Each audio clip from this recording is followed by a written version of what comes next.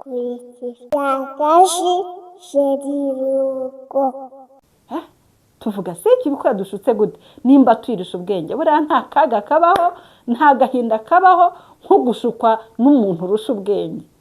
Nimba hari icyo ubona ugiye kuvugaho cy'ikinyoma, ugiye kuvuga ikinyoma cya karahabutaka, kuko uyu munsi twaharaho twavuze ku kuri, ugiye kuvuga ikinyoma cya karahabutaka kiri buhungabanya abantu n'isi yose.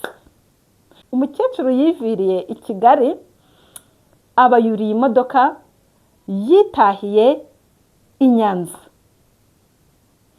Noneho umukecuru bageze ahitwa ku giti cy'inyoni, icyo giti nubwo njye narakibona mbona hari ibiti byinshi, ariko icyo giti cy'inyoni ntago nyizi, ahubwo ngeyeho mageze mbona ari ibiti by'inyoni kuko mbona hari ibiti byinshi. Noneho abo bari kumwe mu modoka, umwe baramuhamagara aravuga ati ni ukuri ndaje ndi hafi kubageraho, ndabona tugeze kuri Nyirangarama. Abantu muzi ahantu Nyirangarama iherereye n'umuntu ujya i Nyanza murabyumva namwe. Ubwo ngubwo mukecuru umutima umuvamo, ariko aratuza gatoya. Arangije yumva undi baramuhamagaye, atalo ati ni ukuri rwose naje, ati se wagize ngo ntago ngeze i Rwamagana? Tubu rwose ngeze i Rwamagana mu mujyi. Noneho umukecuru yahise yumva bimurenze, abwira shoferi ati shoferi ati hagarika imodoka. Shoferi ati bigenze bite? Ati hagarika imodoka ubanze umbwire iyi modoka yawe irajya hehe. Turaje Yezu twitabye ijwi ryawe, tuzi iwawe utubera ubuvunyi, kuko uru rugamba turwana rurakomeye, abanzi turwana na bose abantu n'ibikomangoma by'isi.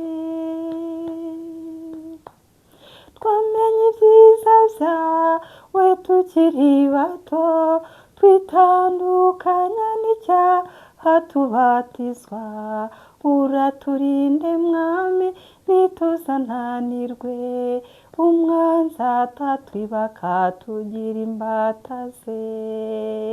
Turaje Yezu twitabye ijwi ryawe, tuzi iwawe ngo tubere ubuvunyi, kuko uru rugamba turwana rurakomeye, abanzi turwana na bose abantu n'ibikomangoma by'isi. Bakunzi bacu, bakunzi bakunze kubana natwe, bakunzi muri kumwe natwe kuri iyi channel ya Shangazi Shirirungu, Uwimana Marie Jose, twishimiye kubana namwe kuri uyu munsi, kandi tuje kuganira nk'uko tubisanganywe kugira ngo dushire irungu rya roho ndetse n'iry'umubiri. Bakunzi bacu rero mudukurikirana muri mu gihugu cy'u Rwanda ahantu hatandukanye, mu majyaruguru, mu majyepfo, iburasirazuba, iburengerazuba ndetse no mu mujyi wa Kigali, mwese turabasuhuje cyane kandi tubifurije kugubwa neza aho muri hose. Hari n'abadukurikira bari mu bihugu byo hanze y'igihugu cy'u Rwanda byinshi bitandukanye, mwese turabasuhuje kandi tubifurije guhirwa, tubifurije kugira amahoro n'umugisha w'Imana. Bakunzi bacu rero abo tubana mwese, hari abakoze subscribe, turabibashimiye cyane tubikuye ku mutima. Muri abantu b'umumaro, muri abantu b'agaciro mu buzima bwacu. Nawe utarayikora turagusaba kuyikora, gukanda subscribe, ntacyo biri kugutware, ahubwo ni ukutwereka yuko utwishimiye kandi wishimiye kubana natwe. Namwe rero buri wese ugeze kuri iyi channel ya Shangazi Shirirungu Uwimana Marie Jose, kanda like nako kamenyesho rwose k'amacensi gakandeho utwereke yuko wahageze, nabyo ni ubupfura kandi ni inkunga ikomeye. Mukunzi wacu nushira irungu, niwumva ikiganiro cyacu hari icyo kikumariye, wibyihererana, kora share, ubisharinge, ubisangize inshuti zawe, abavandimwe bawe, kugira ngo twese dukomeze twishimane kandi tubane neza. Ndabashimiye rero kuri uyu munsi rero tugiye kubana mu kiganiro cyacu, aho tugiye kuganira ku bijyanye no kumenya kwihoza. Bakunzi banjye, kwihoza ni iki? Buriya hihoza umuntu urimo arira, ariko burya ngo amarira y'umugabo atemba agana mu nda, n'ay'iki gihe aya twese, abantu twese tuba turira. Tuba turira, ariko amarira ugasanga atemba agana mu nda, ntago akiri ay'abagabo gusa, amarira ya buri wese atemba agana mu nda. Kuko uyu munsi hariho akababaro kenshi, uyu munsi hari ibibazo byinshi bitandukanye, nta wundi wo kuduhoza rero. Nta wundi wo kuduhoza, kuko nk'uko tubimaze kubivuga mu isengesho ryacu, murabizi yuko kuririmba burya ni ugusenga kabiri. Niyo mpamvu akenshi mu biganiro byacu muzasanga dukoresha indirimbo. Burya ni isengesho ryacu rikomeye, tuba duhamagaye Nyagasani kugira ngo aze abane natwe kandi abane n'abakunzi bacu batandukanye. Mu by'ukuri rero mu ndirimbo batubwiye ngo urugamba turwana rurakomeye. Abanzi turwana nabo ntabwo ari abantu, ahubwo ni ibikomangoma by'iyi si. Nubwo dushobora kugira ibibazo dutewe n'abantu, ariko burya nabo ntabwo biba ari bo biturutseho, ahubwo hari ikindi kiri inyuma yabyo, hari ikindi kiri mu bantu kibatera gukora nabi. Niyo mpamvu rero kubera twese turi ku isi, turi muri ubwo buzima, byanga bikunda ngo isi ntisakaye. Ibyo bibazo biri ku isi, ako gahinda kari ku isi, ibyo bitotezo biri ku isi, buri wese agomba guhura nabyo. Niyo mpamvu rero ubwo tubona yuko, ubwo twese twemeranya yuko buri wese ashobora guhura n'ibibazo, Yesu ni umuhoza. Yesu ni umuhoza, twamenye ibyiza bye kuko tukiri batoya, twifuza gutandukana n'icyaha, turanabisezerana mu gihe twabatizwaga. Niyo mpamvu rero Yesu nimba twemera ko ari we muhoza, Yesu nimba ari we ushobora kutumara intimba, azakorana natwe. Azakorana natwe. Niyo mpamvu ikiganiro cyacu cy'uyu munsi ari ikiganiro kigiye kutwigisha, tugiye kuganira kumenya kwihoza. Bakunzi banjye, nibyo koko dushobora kuba dufite abo tubana, dushobora kuba dufite ababyeyi, dushobora kuba dufite inshuti, dushobora kuba dufite abavandimwe. Ariko burya nk'uko bavuga ngo agahinda k'inkoko kamenywa n'inkike yatoyemo, n'agahinda k'umuntu uko kamera kose, uko kagenda kose, uko kaba kangana kose, kamenywa n'umutima wawe, kamenywa n'umutima wanjye. Agahinda nagira, akababaro nagira, naho nabivuga nkabyandika mu kinyamakuru, nkabitangariza buri wese, abo ndi kubibwira cyangwa se abo ngabo uri kubibwira, ntabwo bashobora kubimenya nk'umutima wawe. Hari abo umutima mwiza bazakubwira ngo impore, hari abazakubwira ngo humura, ariko nukuri bizaguma ku mutima wawe, ntabwo bizabagerera ku mutima. Ntabwo twirengagize ko hari inshuti zishobora kwinjira mu gahinda kacu, ariko ntawe ushobora kukugererayo neza nk'uko biri ku mutima wawe. Niyo mpamvu rero uyu munsi nifuje yuko uyu munsi kuri iyi channel yacu twifuje yuko tuganira, dusangira ikintu cyo kumenya kwihoza. Kumenya kwihoza.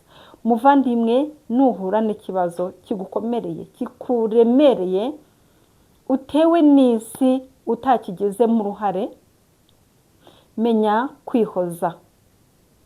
Menya kurangamira Imana yawe, uyibwire uti Nyagasani, ibi byose nzi impamvu yabiteye. Urabibona Nyagasani, ndi umwere nta ruhare nabigizemo.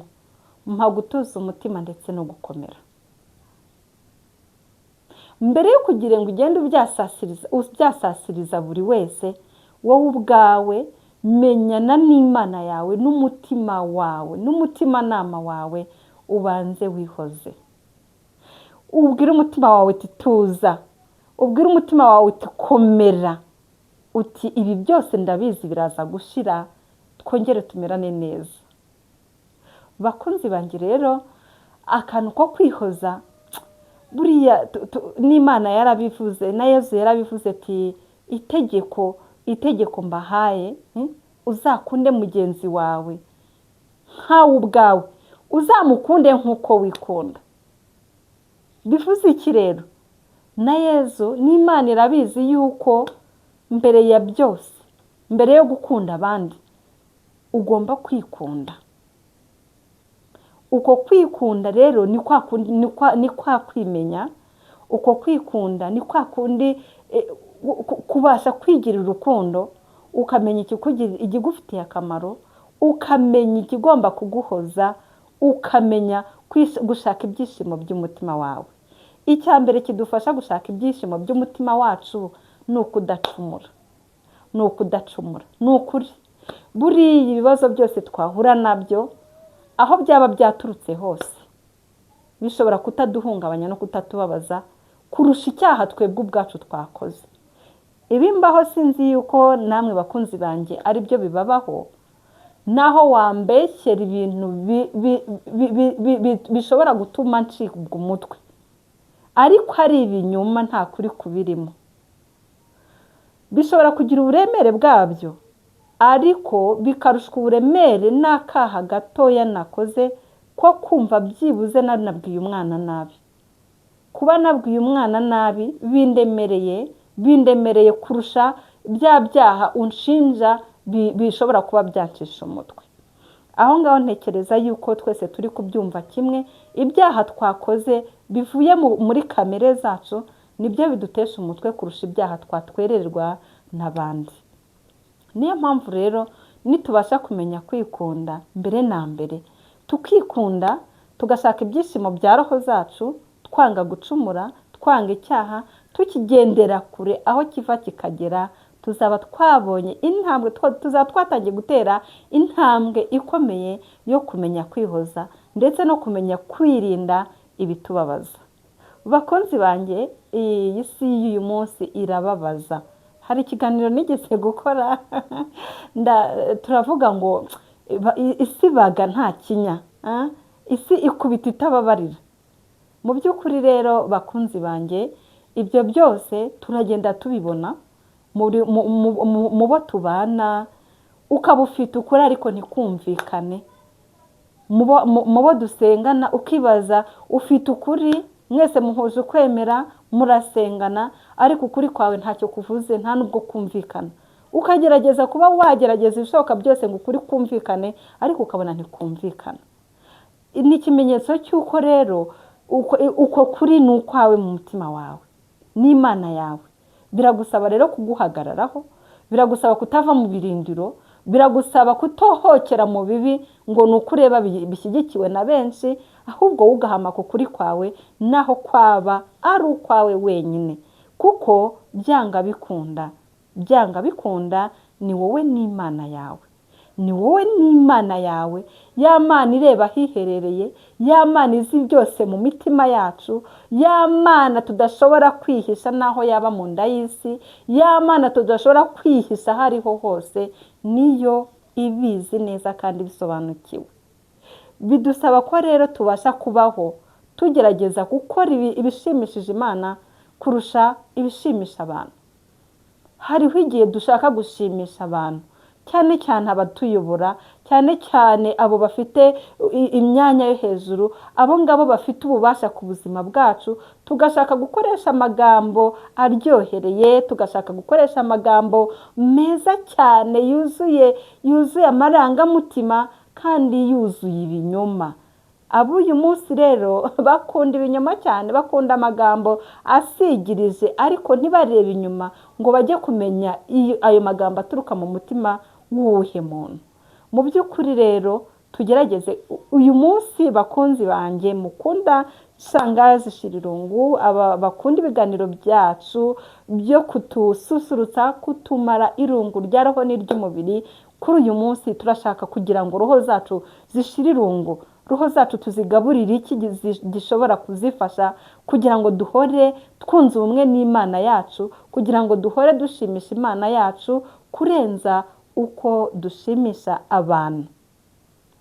Byanga bikunda rero, icyiza cy'Imana uko tugenda turushaho kwishimisha, uko tugenda turushaho kuva mu byaha, umutima wacu uzagira kunezerwa, kandi burya ngo rwose ukuri guhora ari ukuri.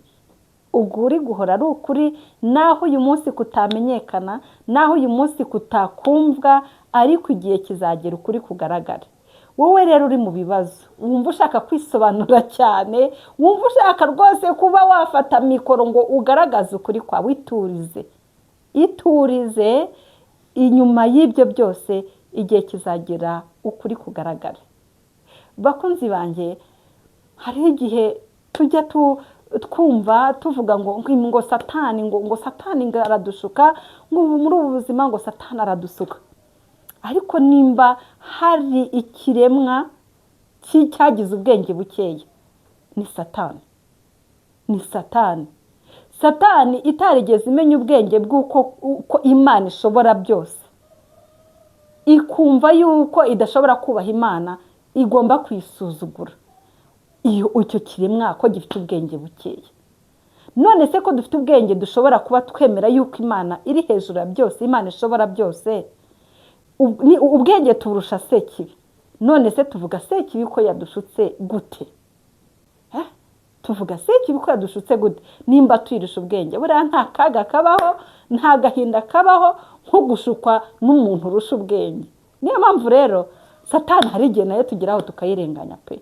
Hari igihe tugeraho tukayirenganya. None se mbabwire, mbasetse koko mu mutima wacu habamo ijwi ry'Imana, hakabamo n'irya Satani. Iyo ugiye gukora icyiza, wumva ijwi rituje rikubwira ati nyamuneka kora gutya. Nimba hari icyo ubona ugiye kuvugaho cy'ikinyoma, ugiye kuvuga ikinyoma cya karahabutaka, kuko uyu munsi twaharaho twavuze kukuri.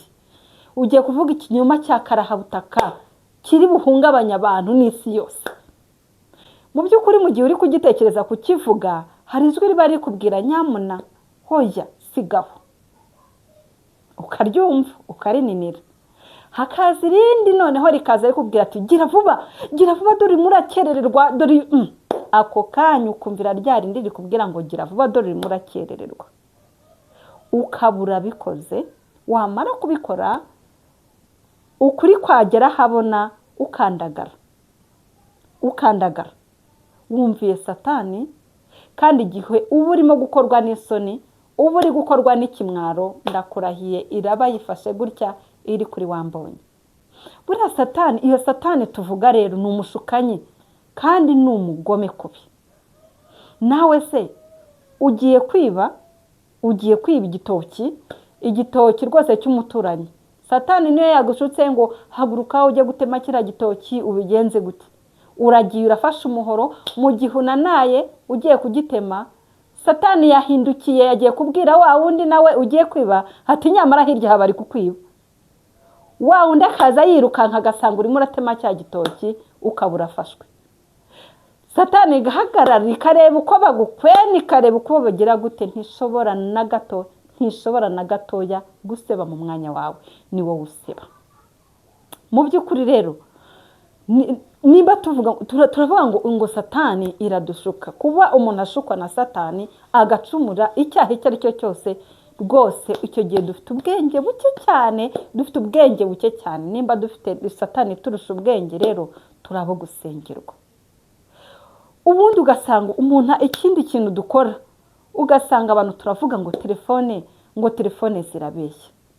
Koko bavandimwe, tugiye kugereranya Satani na telefone. Satani iri hariya ikagushuka, ntuwemere ibyo yagushutse, yaba ari umwere. Na telefone izi zacu buri wese arebe telefone ye aho yibera, ibyo yiberamo. Wowe nyirayo uramutse uyikoresheje neza, telefone ntabwo yazigera ibeshya. Ariko nimba uyikoresheje nabi, uravuga ngo telefone niyo yakoze icyaha, telefone niyo ibeshya, cyangwa abantu ni twebwe tubeshya.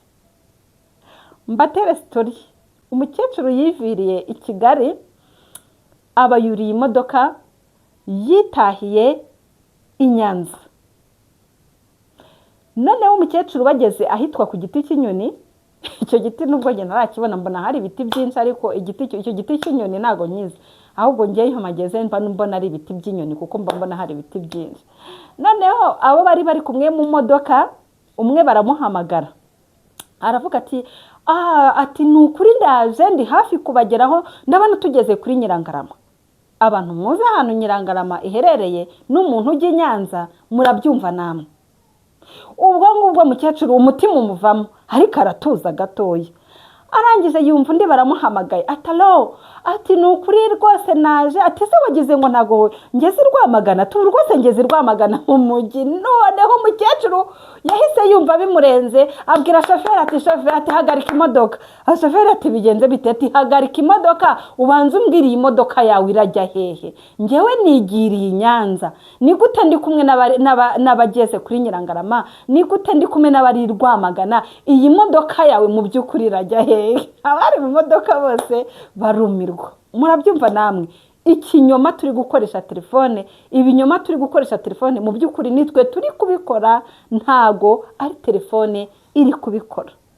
Bakunzi banjye rero, reka kuri uyu munsi turangiriza ahangaha ikiganiro cyacu kidufasha kubanira neza, kwibanira neza, ikiganiro kidufasha kumenya kwikunda, kumenya kwihoza. Rwose nimba uhuye n'ikibazo, banza wihoze, banza ubwire umutima wawe tituza, banza ubwire umutima wawe tihumura. Abandi bose, yaba ari umugabo wawe, yaba ari umwana wawe, yaba ari inshuti yawe, ni ukuri azabikubwira pe. Turanabashimiye, barabivuga, turanabashimiye, natwe ubwacu tubibwira bagenzi bacu, ariko n'ubundi abandi babikubwiye wowe utabashije kubyegereza umutima, utabashije kubyiha, utabashije kwihumuriza, nta na gito byakumarira. Bakunzi bacu rero, bakunzi mukomeje kubana na Shangazi Shirirungu, ni ukuri reka dusoreze ahangaha ikiganiro cyacu cy'uyu munsi, dukomeza kubashimira yuko mukomeje kubana natwe, mukomeje kudukunda. Rwose mukomeze muduhe ibitekerezo, mwandike comment. Birashoboka ko kwandika comment muri YouTube hari benshi bidahira cyangwa se batabibonera umwanya, ariko telefone yacu ya WhatsApp twarayibahaye, twongere tuyibasubiriremo abatabasha kuyisoma aho hasi. ni 0783205477.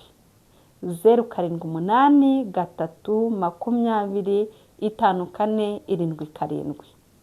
Nubwo ibyiza ruko mwakandika muri komenti, ariko nimunatwandikira no kuri WhatsApp tuzabasubiza, kuko icyifuzo cyacu ni ukubana namwe, icyifuzo cyacu ni ukugira inshuti, ni ugukundana, kandi tugakundana urukundo rw'abana b'Imana, tugafashanya muri byose, kugira ngo ntihazagire umuntu ubana na Shangazi Shirirungu, ntihazagire umuntu wigeze kubona ibiganiro byacu wumva heranwe n'agahinda, wumva heranwe n'ishavu. Oya, ishavu, agahinda tubyamagane mu izina rya Yezu, kuko Imana irahari ngo idufashe. Naho bose batureka, naho bose batuvaho, Imana irahari kugira ngo idufashe tuve mu gahinda, tugire ibyishimo. Ndabakunda cyane rero, mwibuke gukora like kuri iki kiganiro, mwibuke kugiha bagenzi banyu kugira ngo nabo babashe kumenya kwihoza, kandi nukuri utarakanda subscribe cyangwa se ubanye natwe bwa mbere ayikande, arabakoze cyane. Murakoze rero, aho muri hose mugire amahoro, mugire ibyishimo, mumenye kwihoza no kwikunda.